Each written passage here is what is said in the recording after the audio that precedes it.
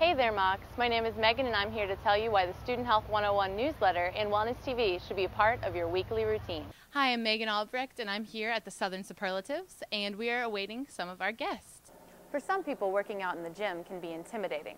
So I talked to Callum McClellan, instructor of Ripped and Fit, to find out some quick workouts that you can do in your room. Tom says figuring out which needs are most important can help you learn how to work and relate with others. Well, I'm here at Lakeside Village, which opened just a little over a year ago, and it offers lots of fun things to do. And one fun alternative to going to the movies is Picasso's Cup. Let's face it, trying to eat healthy can be expensive, but when it comes to getting fresh fruits and vegetables at a low price, local produce markets are a great option.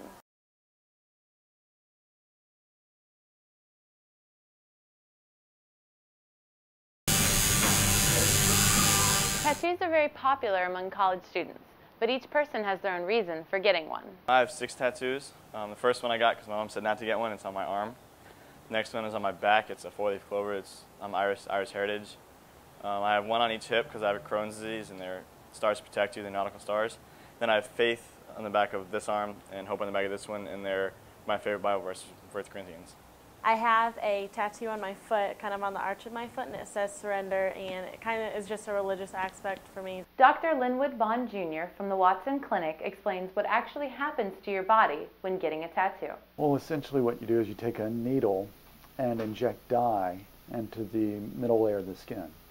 And that dye you can inject to different colors and different designs, and that's all a tattoo is. Although tattoos are very common today, they have a diverse history and are more than just a fad. It's an art form, you know. It's something that goes way back. If you're going to get a tattoo, there are many things to look for when choosing a tattoo artist or studio. Definitely look for artist portfolios, and that's pretty much pictures of what the artist has done. Once you choose your artist, make sure all tattoo utensils are in a safe container at the studio. Make sure that you see them pre-packaged, like they open them in front of you. And then when it's done, you know, you can pretty much see, you know, after it's bandaged, the artist will throw it in the sharps container, so that's always comfortable, you know, to see that. A tattoo studio can be intimidating, but you need to speak out if you have any hesitations. A lot of people, when they get tattooed, they're real submissive, which, you know, it's understandable, but you have the voice. I mean, we're in the service industry just like anyone else, you know.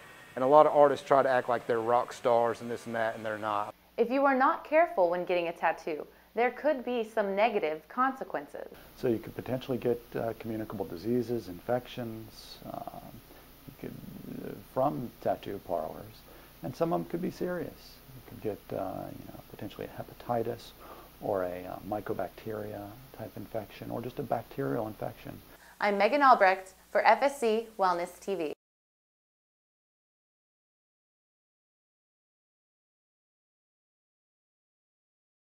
One of the biggest topics in the news today is the economy and the current recession.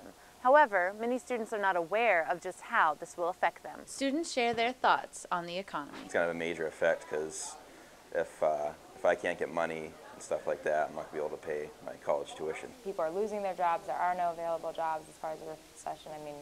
And they're just, I feel like money almost means nothing right now. It's not just like one area of the economy. It's kind of covers everything, so it's going to be tough for a lot of new kids coming out of college to find a lot of jobs. Dr. Bias, professor of business and economics, explains what it actually means to be in a recession. Recession means that we actually have GDP growth that's negative. You have to have that for 2 quarters, in other words 6 months, before they officially call it a recession. He says the government has different ways to help our economy recover. The Federal Reserve, which is in charge of the money supply monetary policy, has lowered interest rates, almost unprecedentedly low rates. They have also helped banking institutions and other institutions get loans from them so that they don't have difficulties. Another way you might be familiar with is the bailout plan. Through the Treasury Department is over $700 billion where they're in effect buying stock in private companies. Although some may think that this is the worst the United States economy has been, Dr. Bias thinks differently. It is bad. I don't want to make it sound like it's not, but we can improve very quickly. Usually once things start to get better, they get better quickly. For Wellness TV at FSC, I'm Megan Albrecht.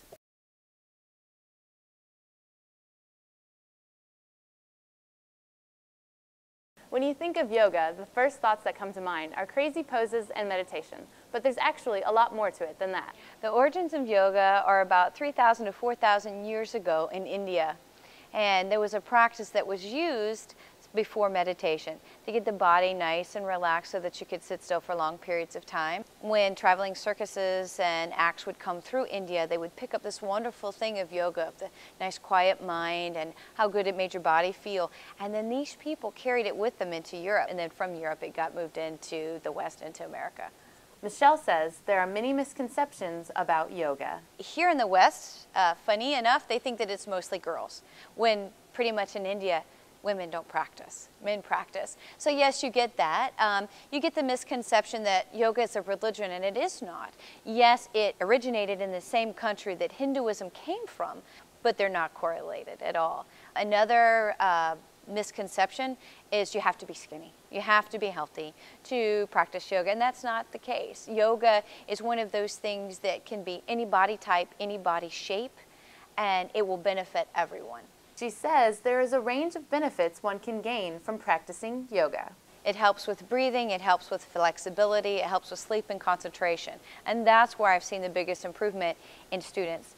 And they will find that breathing then helps them better at their games or better before testing. They sleep better, are able to focus more. Whether you're a beginner or an athlete, yoga has something to offer you. I had a couple misconceptions. I mean, you see the movies and all the other, you see infomercials and they're all doing these crazy poses and you're like, wow, I could never do that. But then when you actually get into the class and you start taking it and you progressively get better, yeah, I mean, it's definitely not just for girls, it's for anybody. You don't have to be flexible. I mean, it does help, but that's part of, the packages you work on that. And it's fun. You end up doing a lot more things than you expect that you could to begin with. It's a way for everybody to get fit, and it gets the rap a lot of times because you see only girls doing yoga because a lot of the things guys really can't do. But if you just try hard and do your best at it, even half doing a pose is better than not doing it at all. Join us next week for more fitness tips. For Wellness TV at FSC, I'm Megan Albrecht.